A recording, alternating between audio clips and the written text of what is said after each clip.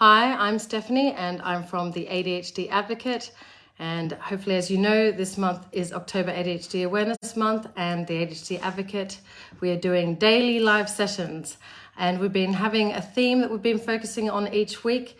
This week, it's week 3 and we've been focusing on ADHD at work. So we've covered things like navigating ADHD at work. We've covered reasonable adjustments at work as well, working from home, the benefits of working from home versus in the office. And today we're going to be talking about something called Access to Work. Now, Access to Work, it's a great initiative that is run by the Department for Work and Pensions. Now, what Access to Work is, it's funding that's made available to people that are working with a disability. Now, this can be, you could be employed by an organization, you could be self-employed even, you could have your own business, and you'll be eligible to access this funding through Access to Work. And the great thing about this funding is that it's able to cover things like ADHD coaching. It can cover assistive technology to help you access work. So that could be things like drag and dictation, so that you can maybe actually answer those emails, because some of us really struggle with that when we have ADHD. So to be able to just use drag and dictation, for instance, just to answer an email. It could be things like Grammarly, as things like dyslexia and ADHD very much go hand in hand. But there's also things like the Remarkable tablet, which is a note-taking tablet, which makes it easier to then, write your handwritten notes, and then they get kind of transcribed onto an electronic format. So just to make things easier, just to remove some of the barriers to work. That's the whole idea behind Access to Work.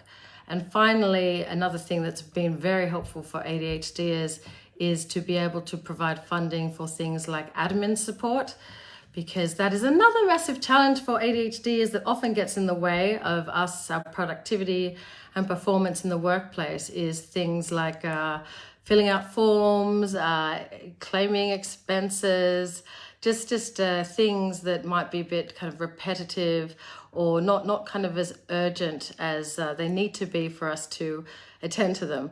And there's another reason as well. Some ADHDers with forms, there are just way too many ways of reading the question, and therefore it's just so difficult to answer because there are just too many options and the ADHD does not know what to provide in that form. So what can appear as just admin and something really simple, for a lot of reasons when you have ADHD, and I actually like to frame it with my clients, is because they can see so many different options, because they are so clever, they can read into things that neurotypicals couldn't, that it is going to be more difficult for them to fill in that form. So to be able to accept that and to ask for help is really, really important. And we definitely do that at the ADHD Advocate with some of our clients that are looking for Access to Work funding for coaching.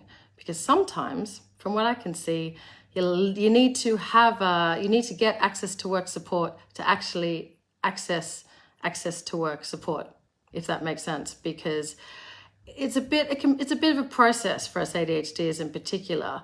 Look, it is a great initiative. It really provides great support, but you do need to submit an online application, which sets out, it asks you what your challenges are, what you've done so far to overcome them, and then what you need.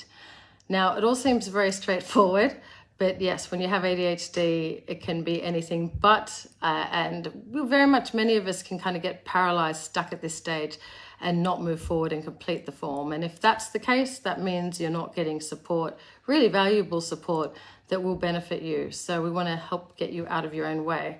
Now, to do that, we have done a 5-minute video on that basically takes you through that Access to Work application. So we'll put that in the comments for you to have a look at. Hopefully that will help you get through at least the application stage. Very much the more you know what it is that you need, the more likely you're going to get what you need, obviously. And again, this is not something that's easy for us ADHDers to identify. So I'm also going to make available to you a booklet of ours around kind of Access to Work funded aids that might be available, things that some of our coaching clients have applied and successfully been granted. funding for. So we'll put that in the comments section so you can watch that video and have a look at some of the aids that might be available to you. We've also got some admin and more actually that help us with our own admin. They've got a service too where for a fee they can also help take you through the access to work process. So that's something that's also going to be available to you. So it's not an easy process, but it is very much worth it. We'll be posting an article on LinkedIn around why there are so many difficulties getting this funding, but don't let that discourage you.